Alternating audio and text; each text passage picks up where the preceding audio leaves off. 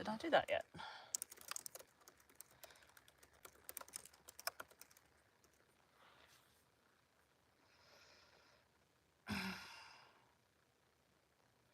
Nope, wrong folder.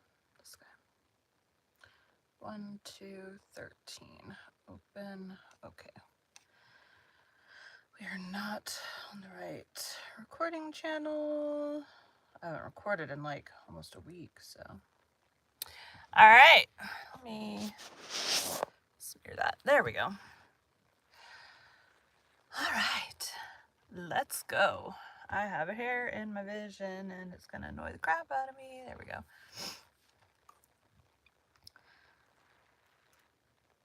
Today we'll be continuing Les Miserables by Victor Hugo. Chapter 13, Little Gervais.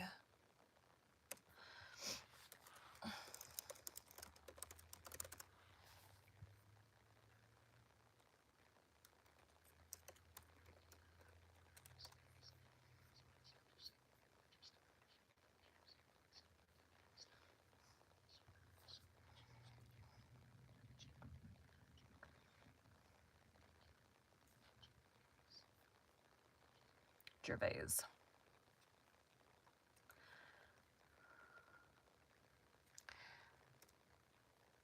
Chapter 13, Little Gervais. Jean Valjean left the town as though he were fleeing from it. He set out at a very hasty pace through the fields, taking whatever roads and paths presented themselves to him, without perceiving that he was incessantly retracing his steps. He wandered thus the whole morning without having eaten anything and without feeling hungry. He was the prey of a throng of novel sensations. He was conscious of a sort of rage. He did not know against whom it was directed. He could not have told whether he was touched or humiliated. There came over him at moments a strange emotion which he resisted, and to which he opposed the hardness acquired during the last 20 years of his life. This state of mind fatigued him. That came out with a hiss. This state of mind fatigued him. He perceived with dismay the sort of frightful calm which the injustice of his misfortune had conferred upon him was giving way within him. He asked himself what would replace this. At times he would have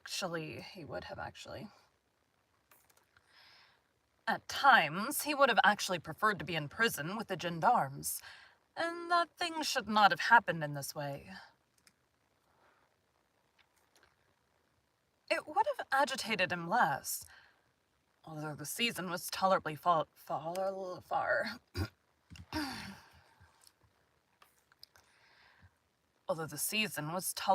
advanced. There were still a few late flowers in the hedgerows here and there, whose odor as he passed through them in his march recalled to him memories of his childhood. These memories were almost intolerable to him. It was so long since they had recurred to him. Unutterable thoughts assembled within him in this manner all day long. As the sun declined to its setting, casting long shadows athwart the soil from every pebble, Jean Valjean sat down behind a bush upon a large ruddy plain, which was absolutely deserted. There was nothing on the horizon except the Alps, not even the spire of a distant village. Jean Valjean might have been 3 leagues distant from D. A path which intersected the plain passed a few paces from the bush. In the middle of this meditation, which would have contributed not a little to render his rags terrifying to anyone who might have encountered him, a joyous sound became audible. He turned his head and saw a little Savoyard, about 10 years of age.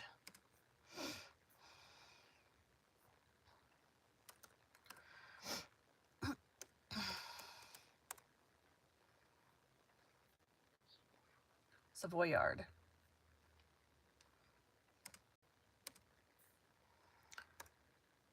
He turned his head and saw a little Savoyard about 10 years of age coming up the path and singing, his hurdy-gurdy on his hip and his marmot-box on his back. One of those gay and gentle children who go from land to land, affording a view of their knees through the holes in their trousers. Without stopping his song, the lad halted in his march from time to time, and played at knucklebones with some coins which he had in his hand.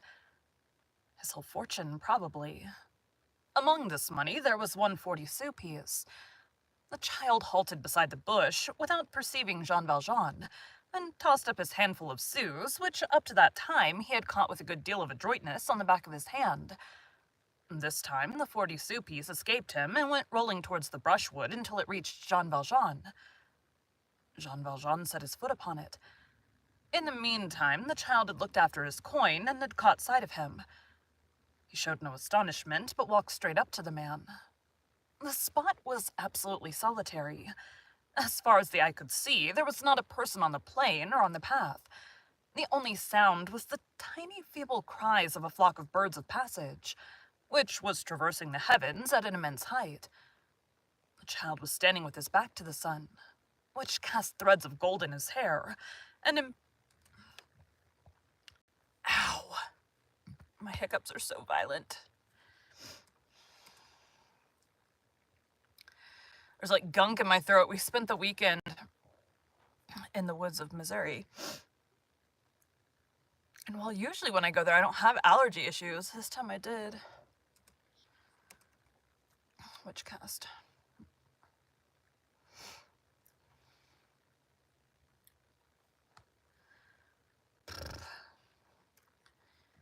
Which cast threads of gold in his hair, and empurpled with its blood-red gleam the savage face of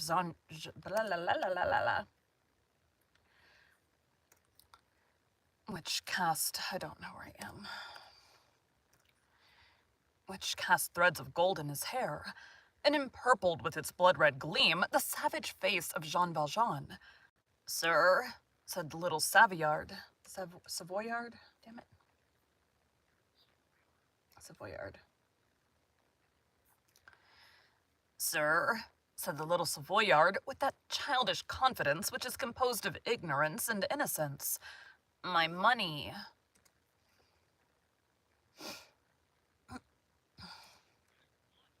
"Food and lodging."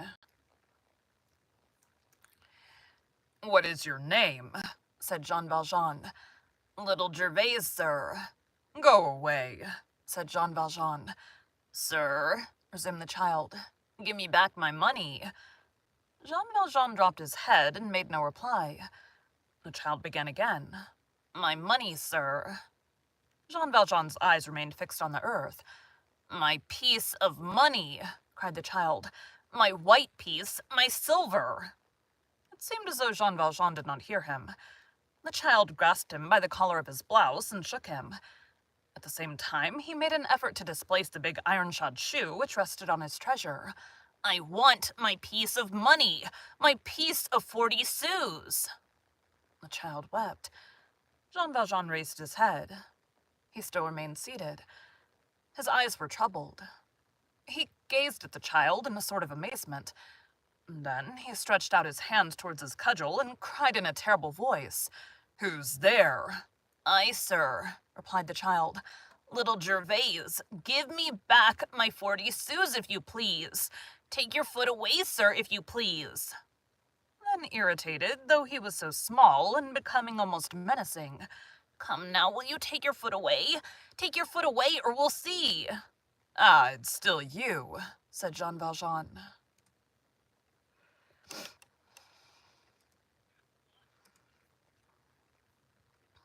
Jean Valjean.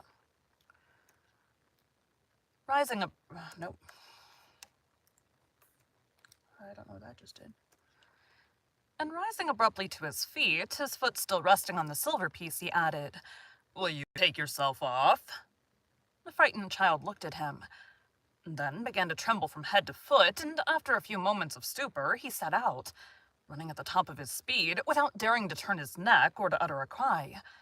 Nevertheless, lack of breath forced him to halt after a certain distance, and Jean Valjean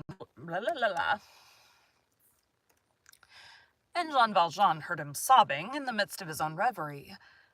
At the end of a few moments, the child had disappeared. The sun had set. The shadows were descending around Jean Valjean. He had eaten nothing all day. It is probable that he was feverish. He had remained standing and had not changed his attitude after the child's flight. The breath heaved his chest at long and irregular intervals. His gaze, fixed 10 or 12 paces in front of him, seemed to be scrutinizing with profound attention the shape of an ancient fragment of blue earthenware, which had fallen in the grass. All at once he shivered. He had just begun to feel the chill of the evening.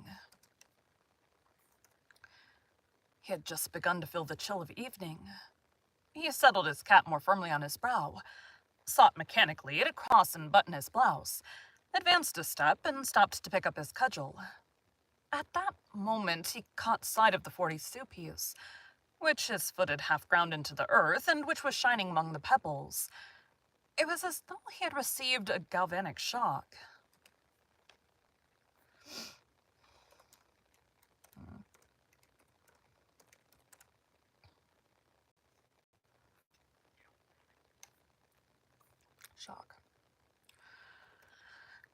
"What is this?" he muttered between his teeth. He recoiled 3 paces, then halted, without being able to detach his gaze from the spot which his foot had trodden but an instant before, as though the thing which lay glittering there in the gloom had been an open eye riveted upon him. At the expiration of a few moments, he darted convulsively towards the silver coin, seized it, and straightened himself up again, and began to gaze afar off over the plain, at the same time casting his eyes towards all points of the horizon, as he stood there, erect and shivering, like a terrified wild animal which is seeking refuge. He saw nothing. Night was falling. The plain was cold and vague. Great banks of violet haze were rising in the gleam of the twilight. He said, "Ah," and set out rapidly in the direction in which the child had disappeared. After about 30 paces, he paused, looked about him, and saw nothing. Then he shouted with all his might, "Little Gervais! Little Gervais!" He paused and waited. There was no reply. The landscape was gloomy and deserted. He was encompassed by space. There was nothing around him but an obscurity in which his gaze was lost, and a silence which engulfed his voice. An icy north wind was blowing, and imparted to things around him a sort of lugubrious life. The bushes shook their thin little arms with incredible fury. One would have said that they were threatening and pursuing someone. He set out on his march again. Then he began to run, and from time to time he halted and shouted into that solitude, with a voice which was the most formidable and the most disconsolate that it was possible to hear. "Little Gervais! Little Gervais!" Assuredly, if the child had heard him, he would have been alarmed and would have taken good care not to show himself. But the child was no doubt already far away. He encountered a priest on horseback. He stepped up to him and said, "Monsieur le Curé, have you seen a child pass?" "No," said the priest. "One named Little Gervais." "I've seen no one." He drew two 5-franc pieces from his money bag and handed them to the priest. "Monsieur le Curé, this is for your poor people." Monsieur le Curé, he was a little lad about 10 years old with a marmot, I think, and a hurdy-gurdy. One of those Savoyards, you know. I've not seen him. Little Gervais, there are no villages here, can you tell me? If he is like what you say, my friend, he's a little stranger. Such persons pass through these parts. We know nothing of them. Jean Valjean seized 2 more coins of 5 francs, each with violence, and gave them to the priest. "For your poor," he said. Then he added wildly, "Monsieur l'Abbé, have me arrested, I am a thief." The priest put spurs to his horse and fled in haste, much alarmed. Jean Valjean set out on a run, in the direction which he had first taken. In this way he traversed a tolerably long distance, gazing, calling, shouting. He met no one. 2 or 3 times he ran across the plain towards something which conveyed to him the effect of a human being reclining or crouching down. It turned out to be nothing but brushwood or rocks nearly on a level with the earth. At length, at a spot where 3 paths intersected each other, he stopped.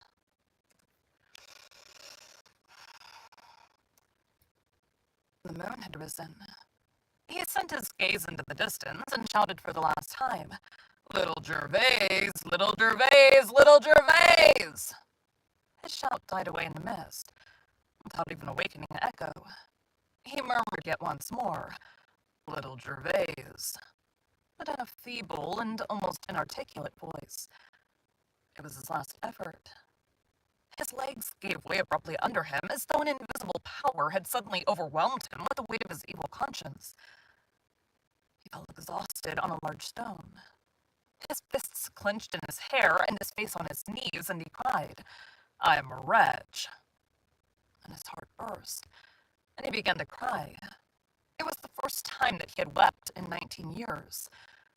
When Jean Valjean left the bishop's house, he was, as we have seen, quite thrown out of everything that had been brought through it.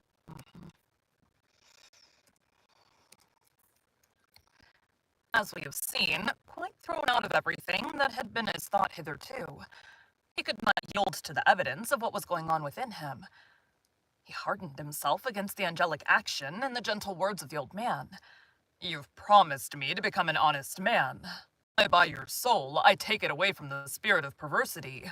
I give it to the good God.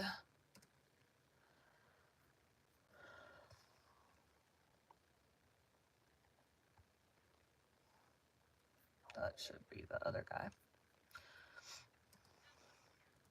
And I had a great...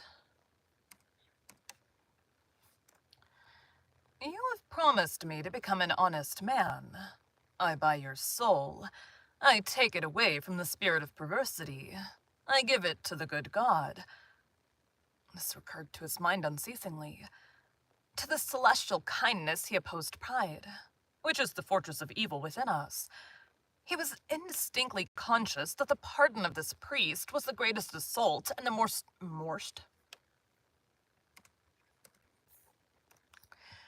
He was indistinctly conscious that the pardon of this priest was the greatest assault and the most formidable attack which had moved him yet. That his obduracy was finally settled if he resisted this clemency. That if he yielded, he should be obliged to renounce that hatred with which the actions of other men had filled his soul through so many years, and which pleased him.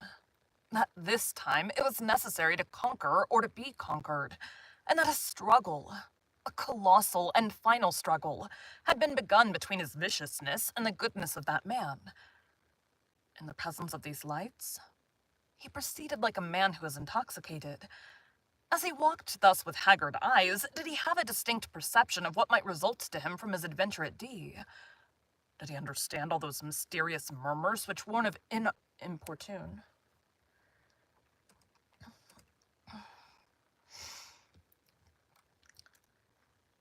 Did he understand all those mysterious murmurs which warn of importune, the spirit at certain moments of life? Did a voice whisper in his ear that he had just passed the solemn hour of his destiny? That there no longer remained a middle course for him? That if he were not henceforth the best of men, he would be the worst?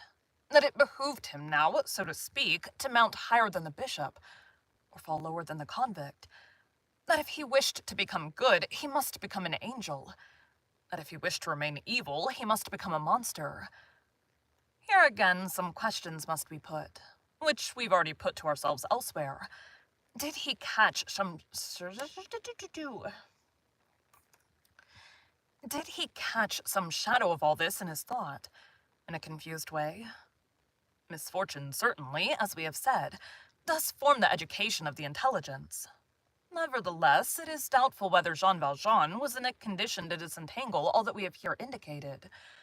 If these ideas occurred to him, he but caught glimpses of, rather than saw them, and they only succeeded in throwing him into an unutterable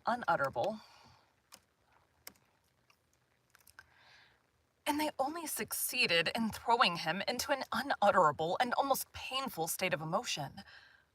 On emerging from that black and deformed thing which is called the galleys, the bishop had hurt his soul. Thus, too vivid a light would have hurt his eyes on emerging from the dark. The future life, the possible life which offered itself to him henceforth, all pure and radiant, filled him with tremors and anxiety. He no longer knew where he really was. Like an owl who should suddenly see the sun rise, the convict had been dazzled and blinded, as it were, by virtue. That which was certain, that which he did not doubt, was that he was no longer the same man. Loud vehicle.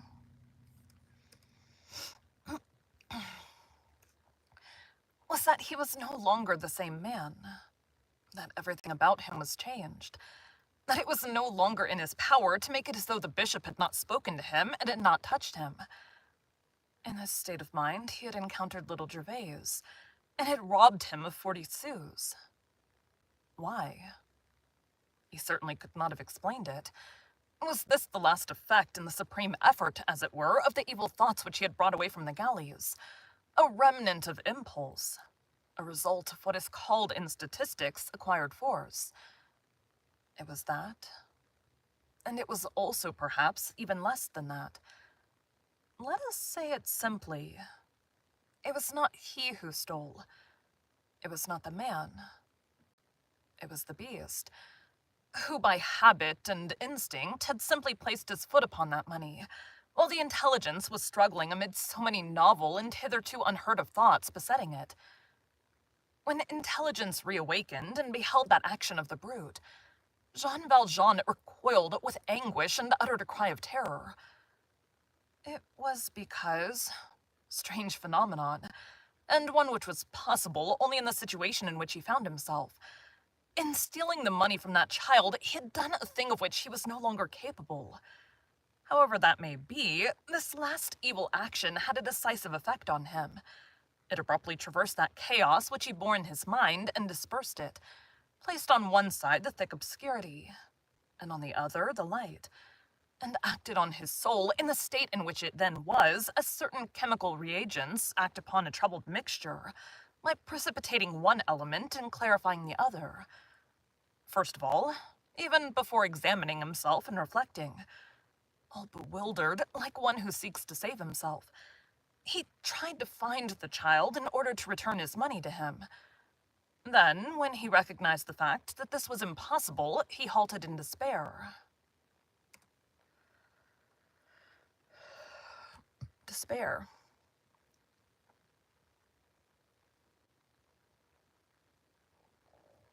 There we go.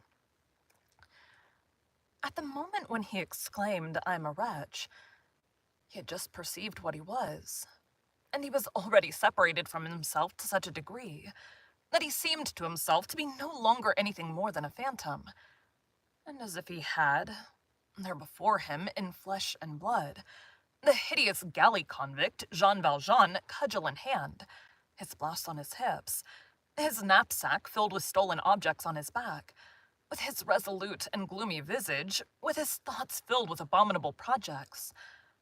Excess of unhappiness had, as we have remarked, made him in some sort a visionary. This, then, was in the nature of a vision. He actually saw that Jean Valjean, that sinister face before him. He had almost reached the point of asking himself who that man was, and he was horrified by him. His brain was going through one of those violent and yet perfectly calm moments, in which reverie is so profound that it absorbs reality. One no longer beholds the object which one has before one. That came out in a weird... One no longer beholds the object which one has before one, and one sees, as though apart from oneself, the figures which one has in one's own mind. Thus he contemplated himself, so to speak, face to face, and at the same time, athwart this hallucination, he perceived in a mysterious depth a sort of light which he at first took for a torch. On scrutinizing this light, which appeared to his conscience with more attention, he recognized the fact that it possessed a human form and that this torch was the bishop. His conscience weighed in turn these two men thus placed before it, the bishop and Jean Valjean. Nothing less than the first was required to soften the second. By one of those singular effects which are peculiar to this sort of ecstasies, in proportion as his reverie continued, as the bishop grew great and resplendent in his eyes, so did Jean Valjean grow less and vanish. After a certain time, he was no longer anything more than a shade. All at once, he disappeared. The bishop alone remained. He filled the whole soul of this wretched man with a magnificent radiance. Jean Valjean wept for a long time. He wept burning tears. He sobbed with more weakness than a woman, with more fright than a child. As he wept, daylight penetrated more and more clearly into his soul, an extraordinary light, a light at once ravishing and terrible. His past life, his first fault, his long expiation, his external brutishness, his internal hardness, his dismissal to liberty, rejoicing in manifold plans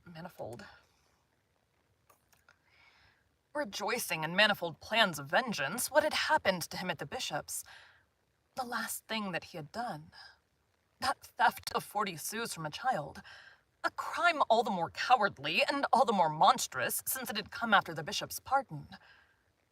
All this recurred to his mind and appeared clearly to him, but with a clearness which he had never hitherto witnessed. He examined his life, and it seemed horrible to him, his soul, and it seemed frightful to him. In the meantime, a gentle light rested over this life and this soul. It seemed to him that he beheld Satan by the light of paradise. How many hours did he weep thus? What did he do after he wept? Whither did he go? No one knew. The only thing which seems to be authenticated is that same night, the carrier who served Grenoble at that epoch, who arrived at D, about 3 o'clock in the morning, saw, as he traversed the street in which the bishops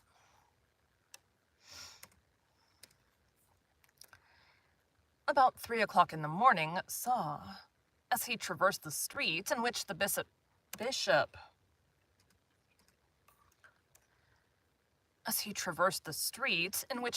residence was situated, a man in the attitude of prayer, kneeling on the pavement in the shadow, in front of the door of Monseigneur Welcome.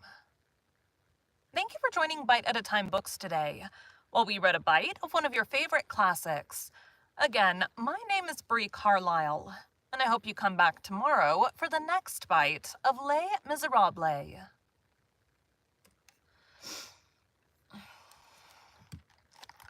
gonna have to do a warm-up before I record. All right, that was a long chapter for today, so I am done with podcast for today, but I'll be back tomorrow.